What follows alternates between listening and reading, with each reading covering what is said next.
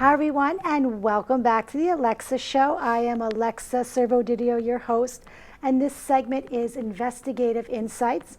We're back with Vito Bruno, a former New York City sergeant detective who was also a private investigator for the Manhattan DA. Today, we are going to study cases of the difference between mass murderers and serial killers. There's so many different types, so I really wanted to bring Vito back and really explore the differences, but also explore the different cases that he's also researched, but also maybe worked with. Vito, welcome back. Thank you so much. Thank you very much for inviting me. I appreciate that very much. I think so many times we don't really think about or open up the discussion about the difference between a mass murderer and a serial killer. But I would think a serial killer would kill their victims one victim at a time, or maybe two victims at a time, basically more of opportunity. But the mass murderers, their whole game plan, their whole goal is to kill more than, I guess, tens, hundreds, thousands, 100,000s. And I guess also what would be the difference or maybe the satisfaction level or mentality between a serial killer and a mass murderer? Well, the serial killer picks out his subject and he does it one at a time. It takes his time. Sometimes it could rush it to another day or two, maybe a month, 6 months, a year later, maybe never again. Mm-hmm. As a mass murderer, he's got that group. He knows what he's going to do. He has a lot of flags he throws out there before he does anything. People can pick that up very easily if they're aware of things that goes on. He might say things in the bar. He might say, I'm going to kill those bees. I hate them. I hate them. Things like that. They throw a lot of flags out there. And that's what we always found out, that when he does an individual shootings like that, and not one or two people, many people he'll kill. But there have been signals that he left behind that some people obviously picked up, but either they didn't say nothing or they did say something finally, but it came out too late in the game. But these type of things, the mass murderers, they will leave a lot of signs. And it's very simple to pick it up if you hear it and you know that there's something going on with this particular person. As opposed to the serial killer, you wouldn't even know it. You wouldn't know it at all. They're very, I wouldn't say 100%, but they know what they're doing much more. They look at it, they're very intelligent. And I'm not taking anything away from the mass murderer. He could be intelligent too, but he just wants a one-shot deal, get it over with, and that's the end of him, period. And a lot of them have happened of recent, where some of them have taken their own lives when they realized the game was over. That sometimes I don't even understand that part, because he took out many people just recently up in Maine. He took out 19 people up there, and then eventually they found him in the woods. He killed himself. So yes. Whatever that was, maybe he had a plan, maybe it didn't work for his satisfaction. I don't know.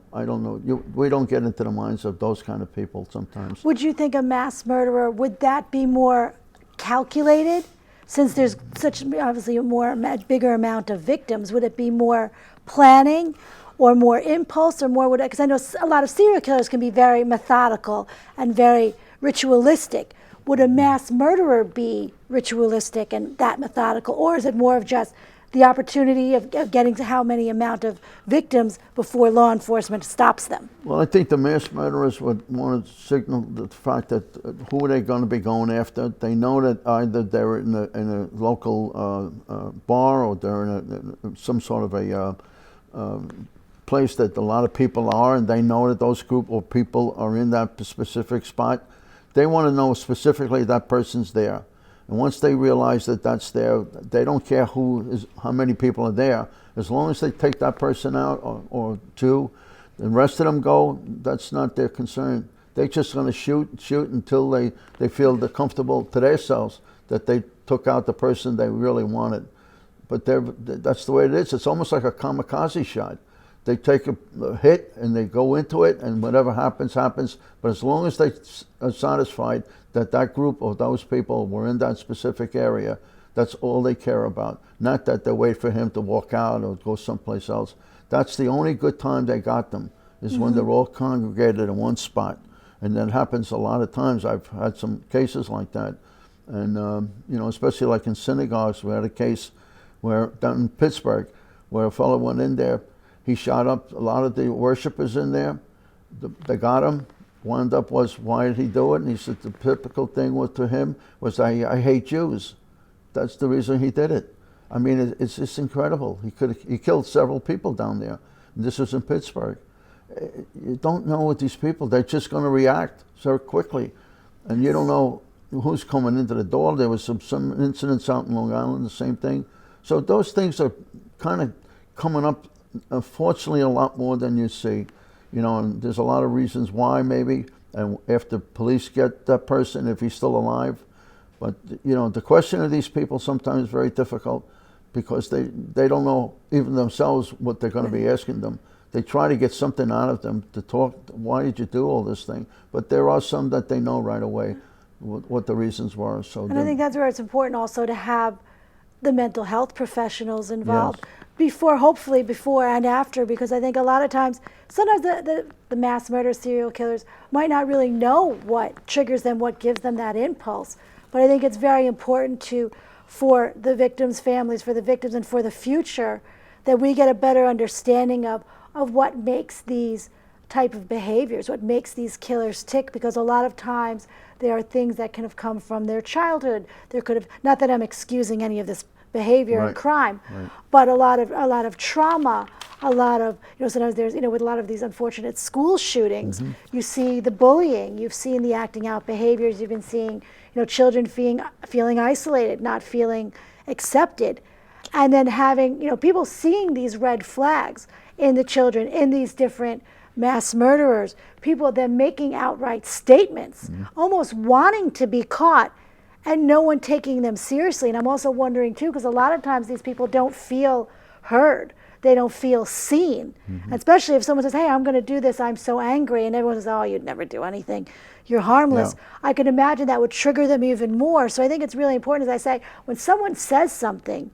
we should believe it, because a lot of times, even if they might not act on it right away, there's something, especially in the mental health profession, there's something under there that's a red flag, that's a sign that says, hey, something's not right here. True. And I know you've brought a few cases here of the ones that you've researched and also have worked on. Have you found that there's been a lot of that also, very serious mental health background that maybe was overlooked?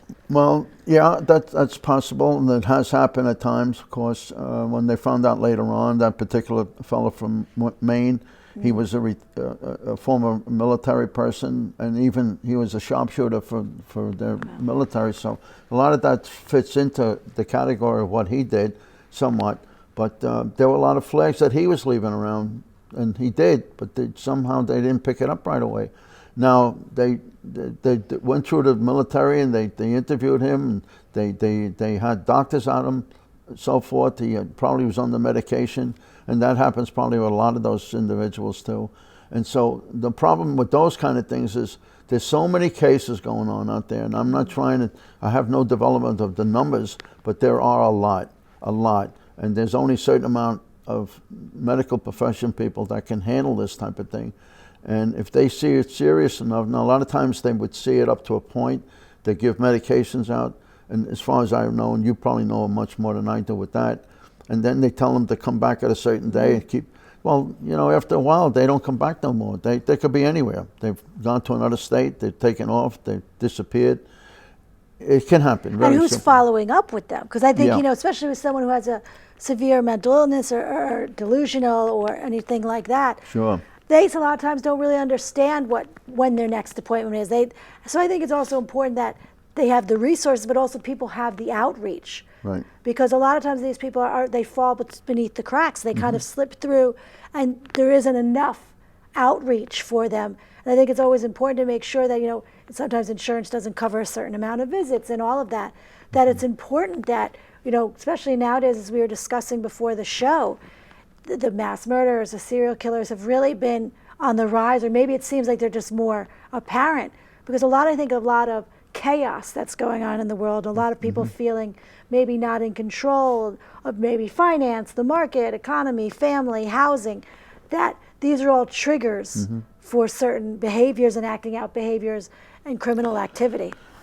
I could say another thing too is, and you're talking about this category that we're looking at, serial killers and mass murderers, and there was some cases that I've handled from the past, And it doesn't sound like anything major, but when it's over with, it is major. And by that I meant it could be a traffic accident, or it could be someone's looking to get the parking spot. There's an argument, or there's an irritated driver, and he gets out of the car and he starts to argue with the person. He's going slow, and you read that a lot. And he takes something and he smashes the window, and the guy comes out. Before you know it, he's got a gun. He shoots the other guy.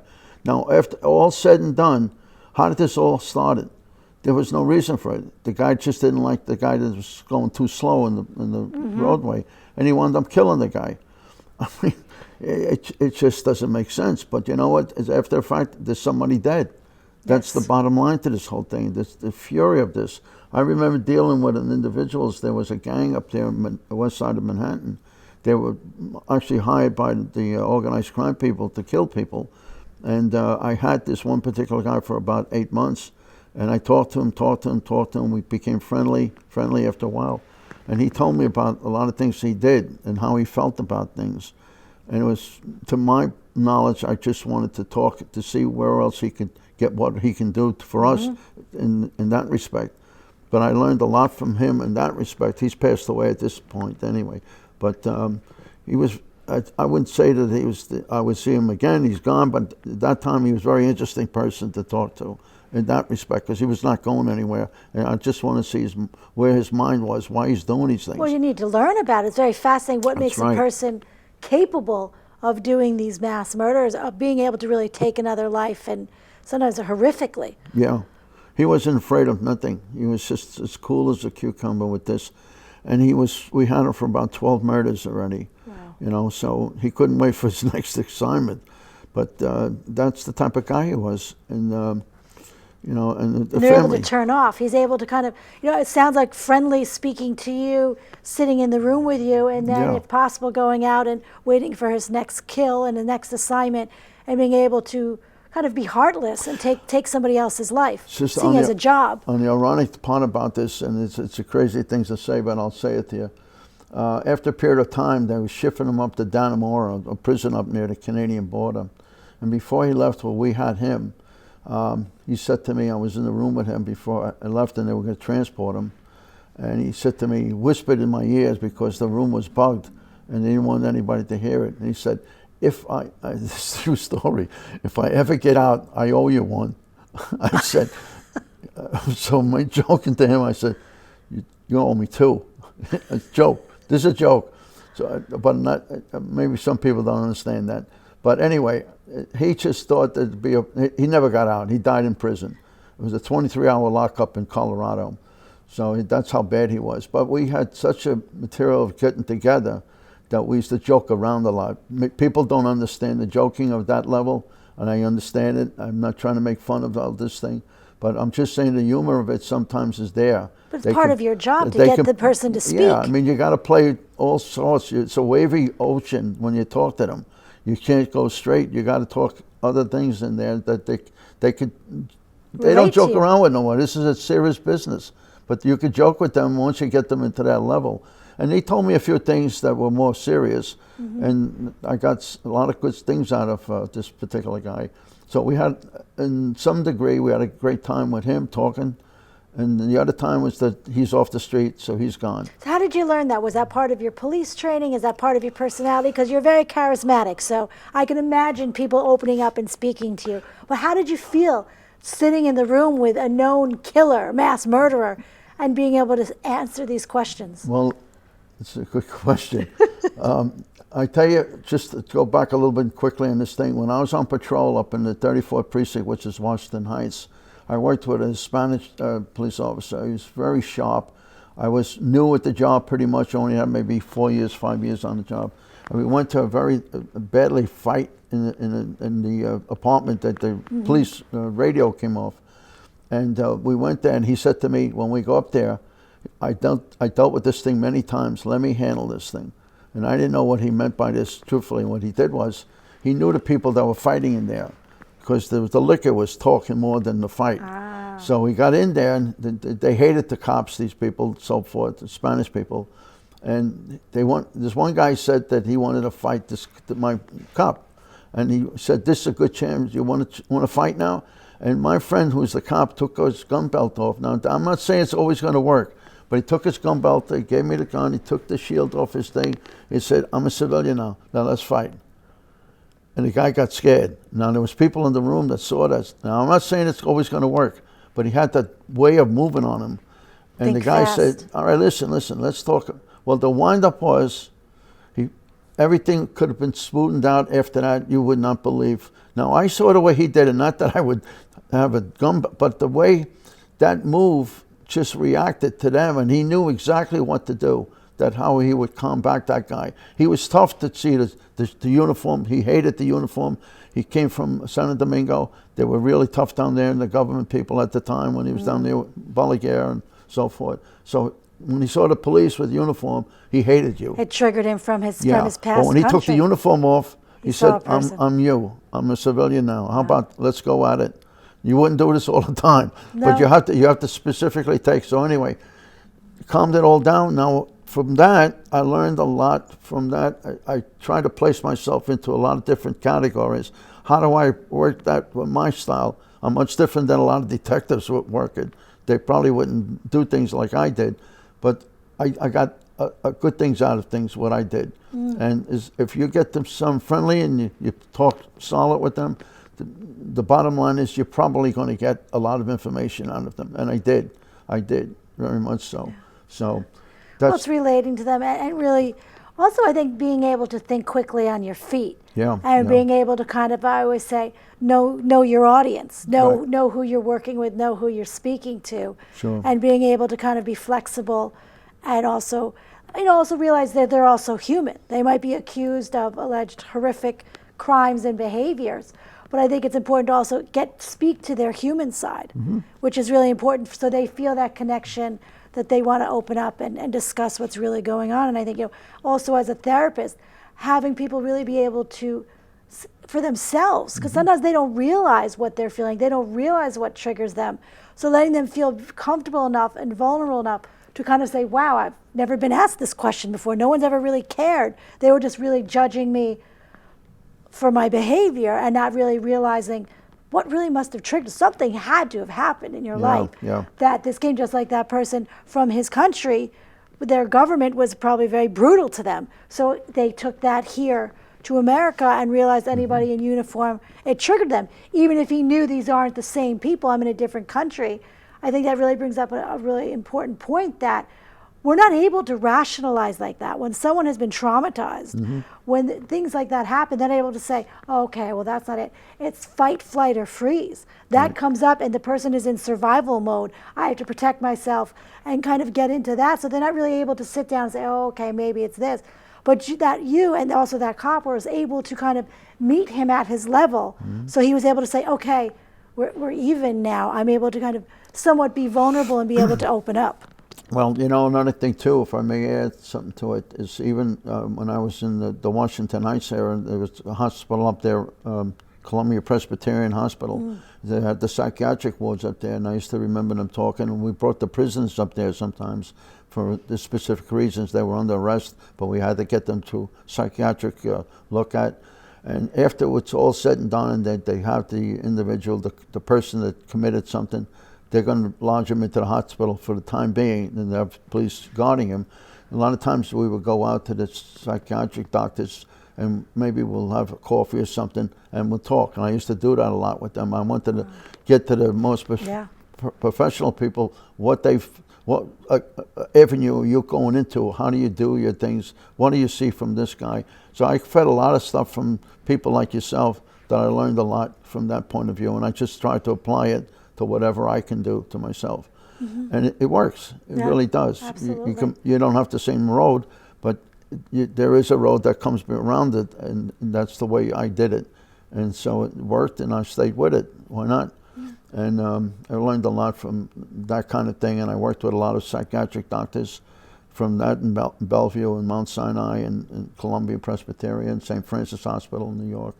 So sometimes I was wondering, what am I doing? I'm getting all these doctors. If I need one, I know where to go. You know the best of the best. So I'm okay.